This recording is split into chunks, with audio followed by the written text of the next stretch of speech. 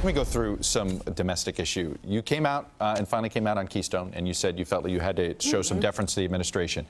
The Trans-Pacific Partnership Trade Agreement. Right. You had said that before is down. Now that you're willing to say on Keystone, are you willing to say where you are in TPP? As soon as I see what is in TPP, from what I hear, it's kind of a moving target. They haven't finished the negotiations. I've been very clear. If it does not support American jobs, if it does not give us the kind of advantages we need to keep the economy going, we had 3.9% growth last quarter. Yeah. We need to keep moving in that direction. And if it's not in our security interests, I'm not going to support it. And so once I have a chance to review it, I will state where I stand on it. In 2007, during a debate, you said NAFTA was a mistake in hindsight. You still sort of believe that? You know, at the time, I thought NAFTA held out a lot of promise, but the fact that a lot of the so-called side agreements were not actually in the treaty, I thought was a problem. And it has turned out that I don't think we had enough of an enforcement mechanism in dealing with NAFTA. Now, I don't think it's as bad or as good as either its detractors or its supporters say, but I think we've learned, or at least I hope we've learned, how better to do trade agreements. I voted against CAFTA when I was in the Senate because I didn't think the lessons had been learned. That's why I'm waiting to see what's in TPP. Are there reasonable restrictions that you would ever support on abortion? I've said that there were, and that's under Roe v. Wade, that there can be restrictions in the very end of the third trimester, but they have to take into account the life and health of the mother.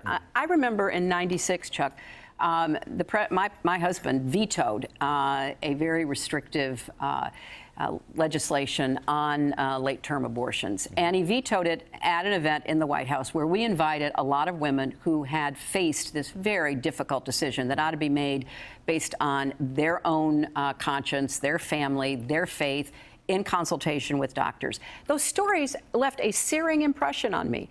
You know, women who think their pregnancy is going well and then wake up and find some really terrible problem. Women whose life is threatened themselves if they carry their child to term.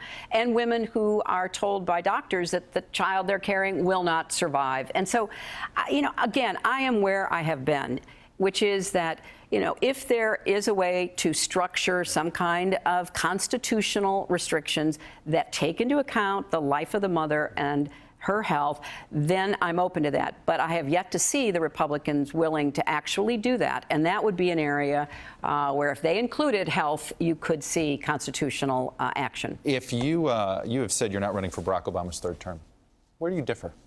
What's a couple of places you differ? We talked about Syria in the administration, but where do you differ with them on domestic issues? Look, I think I would have a different job. I have said I'm not my husband's third term either. Both of them faced economic challenges inherited from their Republican predecessors, and President Obama inherited the worst financial crisis since the Great Depression. It was his job to stop the bleeding, begin to repair the economy, dig us out of the ditch we were in, which he has done, begin to see the recovery of jobs. But what we haven't seen is the recovery of incomes. We just haven't seen paychecks rising yet. People have not recovered either their paycheck or their wealth that was so devastated by the crisis of 07, 08, 09. But where do you differ with the president? Well, I have a different set of specific priorities because I will face a different set of issues. I also will defend the Affordable Care Act, but I want to take it further. I want to make improvements in it. I will defend Dodd-Frank, but I want to impose a much harsher set of restrictions based on risk on the financial markets. So I think that it won't surprise you to hear that I believe the economy in the country does better under a Democratic president. So I want to build on what works from both my husband's term and President Obama's, but I want to go further, and I will face different challenges. You've said that in 2007 that you would have some roles, that you had some roles in mind for your husband if you get elected. What roles do you have in mind for him? Well, he is a great advisor, and he knows as much about the economy and how to get jobs created and how to help people see their incomes rise as anybody that I could talk to. And I would love to have his... So he'll have a West Wing office? Well... If you get there? He's a pretty busy guy. I don't know anything like that, but I'm not looking, I'm not counting my chickens before they hatch. I just want to be sure that we get the chance to earn the votes of the American people and to win the White House back. Well, let me end with a question I asked you on Meet the Press. Where do you Why should Democrats vote for you and not Bernie Sanders? Why are you a better Democratic nominee than Bernie Sanders? Well, I'm not in any way going to criticize Senator Sanders, and he's running a great campaign, and I respect that. I can just tell you that I think my combination of experience, the fact that I have been a lifelong fighter for, families and kids and women, and I think a lot of what we need to do in this country, whether it's equal pay for equal work, paid family leave, creating early childhood education, supporting the family more, especially with raising incomes, is something that I have a lot of experience and ideas about doing. And I think it is significant that people that have worked with me in the Congress, when I wasn't running for president, even Republicans were praising me.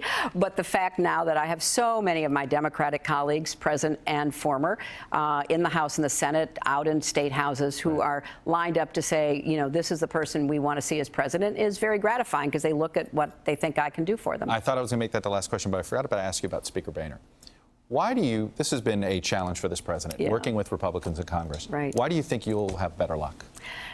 Look, I think that, first of all, you have to have an agenda you're running on that the American people believe is possible and can get the results that you're saying will come to them.